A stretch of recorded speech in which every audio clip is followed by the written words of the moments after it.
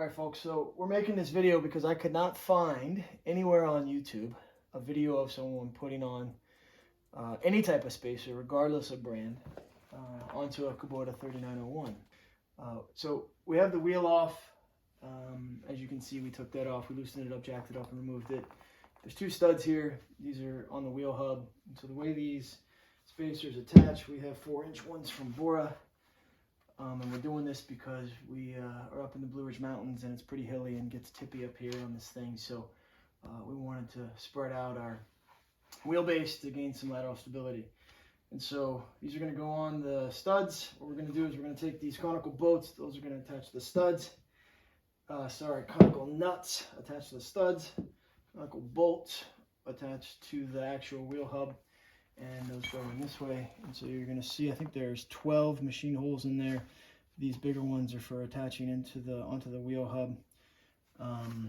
In terms of what tools you need, the gear that comes with the BORA stuff, it's a 19 mil socket. The bolts and nuts to take off of the tractor was a 24 mil, and so the reason these are 19 is this machining's pretty tight, and so this fits in there nicely, so you can get around the nuts and bolts and grip on there. So we're gonna put these on here. These are gorgeous. They're machined well. We had some missing hardware that the guys over at BORA took care of us with and got that over to us overnight. So thanks to those guys for getting that out to us quickly. We didn't have a ton of time to put these on, and we're gonna put them on and take some video as we do it. So here we go.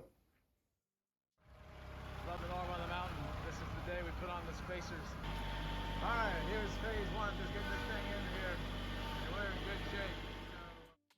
Alright, here we are loosening up the lug nuts here.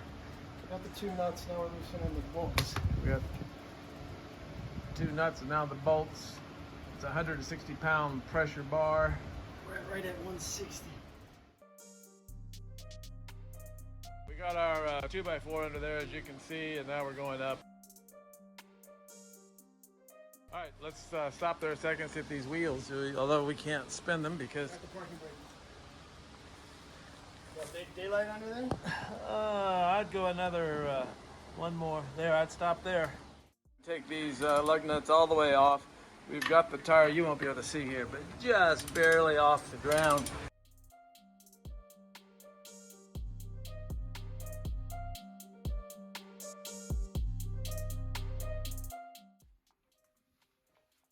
Just going to show you some of the tools we're using for the install here. Obviously we have the wheel off.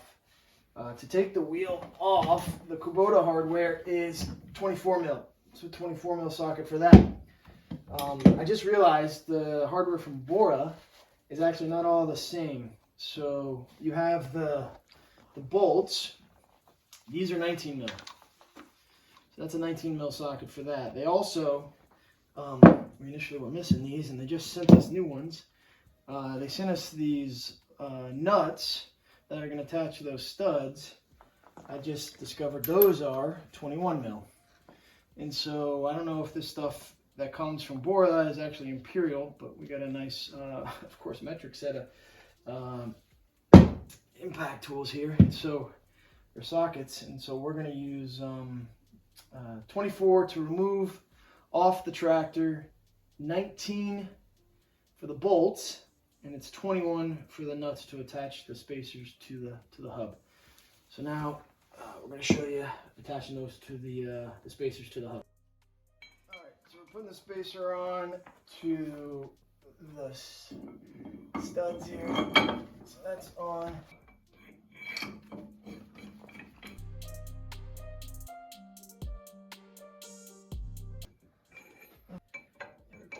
Shim in my socket because it's actually probably a little less than 19 mil. It's probably Imperial hardware, but I got metric sockets. So last one. So nut on the studs, bolt in, and then here is bolt. Just using the wrench extender to get these all hand tight. You can see what I had to do here is I just put a couple strips of duct tape in there to get the the socket a little tighter on the, this is the 21 mils around the nuts. So, we got those hand tight. Now I got to torque them down to manufacturer rating, which for the Kubota 3901 is 160 foot-pound of torque. We got the wrench set to that right now, so we're going to see in a second, tighten those down. On there. Okay, we're right. Come back and tighten that one up in a second.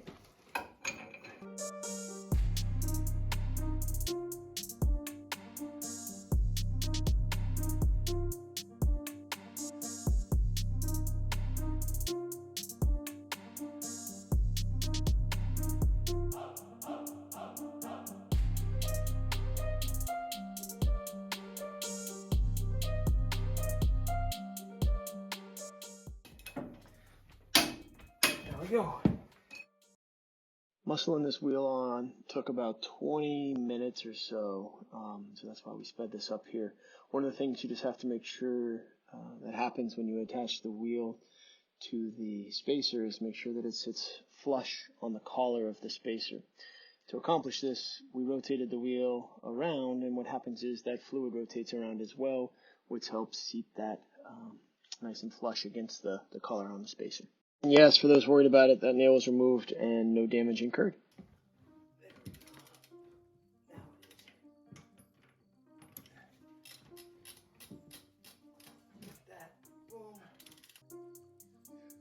All right, what we're doing here is tightening the bolts and nuts down, and then we'll torque them down. We didn't get any video of us finally torquing them down.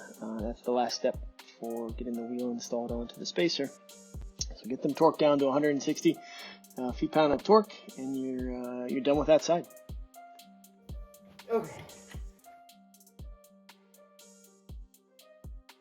Here we are on the right side. We didn't do a detailed install video like the left side just to save time. So here's a time lapse of that, and we got this thing all buttoned up a lot quicker than the left side, and we're heading out to use the tractor.